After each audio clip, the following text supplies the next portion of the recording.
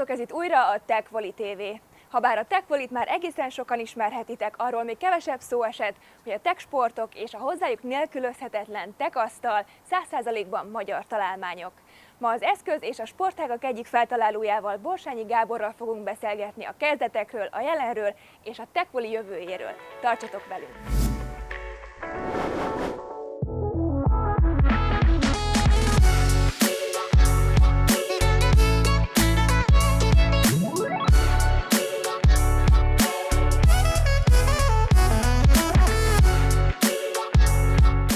A Techball nemrég kiérdemelte a világ leggyorsabban elismert sportága címet.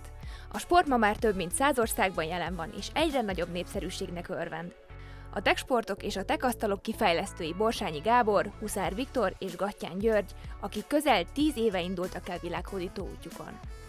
Nagyon sokan szerintem a nézőink közül még nem ismerik a Techball és hát vele együtt a tech asztal születésének a történetét. Tudnál mesélni az első lépésekről? Ez egy nagyon régi történet, én újpesti gyerekként nőttem fel, és rengeteget játszottunk lent a téren, a panelházak között, és éppen amikor meguntuk a normális focit a ketrecbe, akkor kvázi pihenésképpen elkezdtünk a betonos pingpongasztalon lábteniszezni, amit mi hihetetlenül élveztünk, de mivel az asztal vízszintes volt, így a labda sok esetben az asztal fölött patogott, és ezért nem értük el. És tulajdonképpen akkor jött a pofon egyszerű ötlet, ha meghajlítanánk az asztalt, akkor a labda mindig kipattanna a játékos felé, és ezáltal könnyen megjátszhatóvá válna.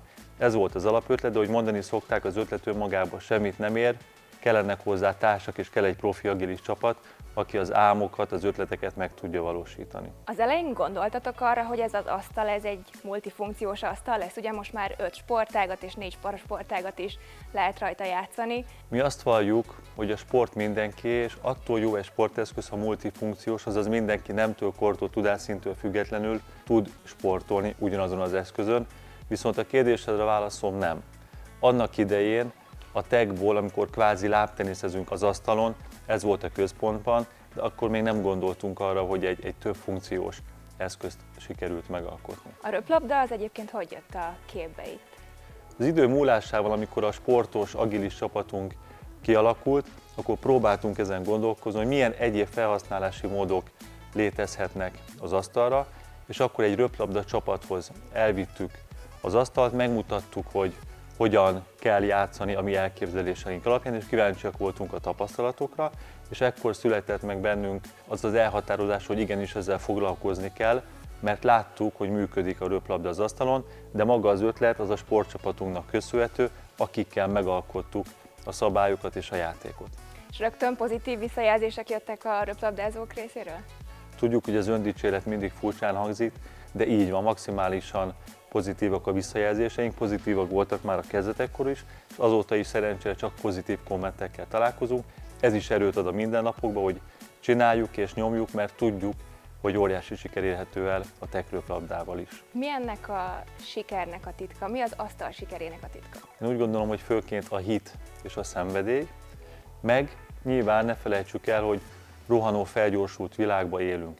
És azáltal, hogy kis helyigénnyel lehet sportolni, és nem kell 5-10-12 főt összeszednünk egy jó játékhoz, hanem elég maximum, ugye a tech röplabda esetében 4 főnek játszania, ez segíti mindenképp a játékot. Úgy gondolom, hogy a szenvedély mindent legyőz, mi ezt agyba eldöntöttük, hogy sikerre visszük, és ez így is lesz. 5 sportágat lehet játszani az asztalon, mindegyik teljesen különböző.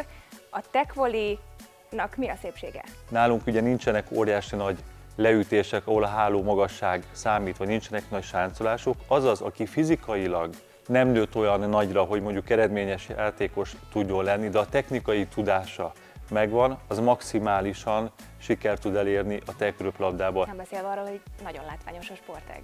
Így van, megint csak a látványosság hihetetlenül fontos, hogyha gondolunk esetleg az eseményszervezésbe, belegondolunk, vagy a TV közvetítésbe.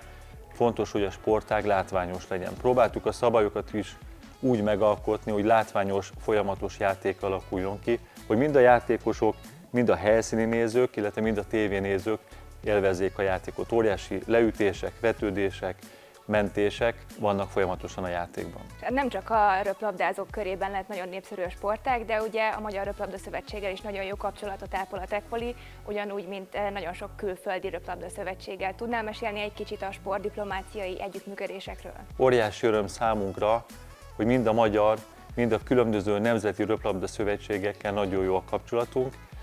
Mi azt valljuk, hogy az ő szeretett röplabda sportáguknak az egyik legjobb promóciója a Tech röplabda, hiszen kis helyigénnyel, akár egy kisebb kertbe, játszótéren, bárhol játszható. Nagyon jó a kapcsolata, ahogy említettem, amely azt jelenti, hogy akár közösen is szervezünk a későbbiekben eseményeket, és a szakmai munkát, a szakmai részt is próbáljuk megvitatni annak érdekében, hogy a Tech röplabda minél nagyobb sikert járjon be, illetve azért is, hogy a röplabdát is ezáltal is tudjuk promotálni mindenfelé. A Techból fantasztikus utat járt már be, és a Tech-Volleynak, ahogy mesélted, nagyon jó a fogadtatása. Hol látod a Tech-Volleyt 10 év múlva? Én úgy gondolom, hogy a legfontosabb, hogy elérjük az elkövetkezendő 10 évbe, hogy a Tech röplabda tömegsporttá avanzsálódjon, azaz mindenki jó kedvel játszon, és majd ez a tömeg, az a bázis, ami kialakul a Tech röplabda köré, majd idővel eldönti, hogy milyen sportutat fog bejárni. Én azt gondolom, hogy jó úton jár a Tech-Volley, ebben remélem egyetértünk. Maximálisan egyetértünk, és ahogy mondtam, tudjuk, hogy minden nagyba dől el, biztos vagyok benne, hogy óriási szép sikerek várnak még a Tech röplabdára. Szuper, nagyon szépen köszönöm. Én köszönöm. Ennyi fért a mai adásban, legközelebb egy hónap múlva találkozunk. Sziasztok!